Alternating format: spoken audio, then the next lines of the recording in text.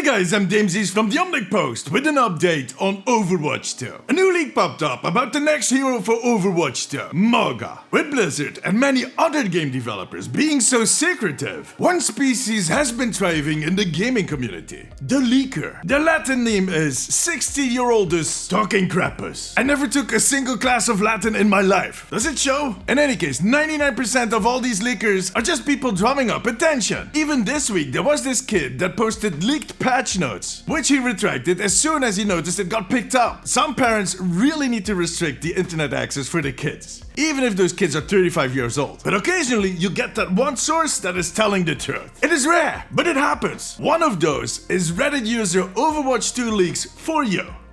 Yeah, the name is kind of on the nose, but hey, it works. They leaked a lot of details about Kiriko back in the day that turned out to be true. That being said, no leaker should be trusted blindly. Always stay critical. This week, Overwatch 2 leaks for you popped up on Reddit again, and when asked if they knew who was going to be the next Overwatch 2 hero, they said, "My aunt's uncle got arthritis."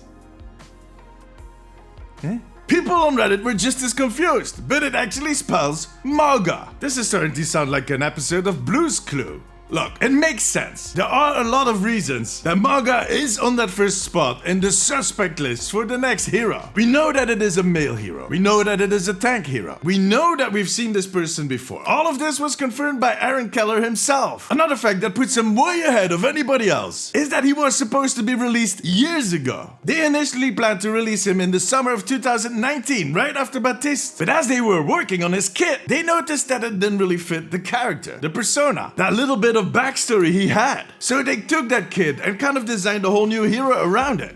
Sigma, which is still one of my favorite heroes when it comes to kit and the lore. The thing is, I think they had already finished a lot of Maga's artwork. They might actually have been close to done with him. So adding him now with the new kit as the new tank, while they are hustling to create new content, it makes sense. You're not going to run to the shop to get some apples for your apple pie, but you still have apples in your fridge.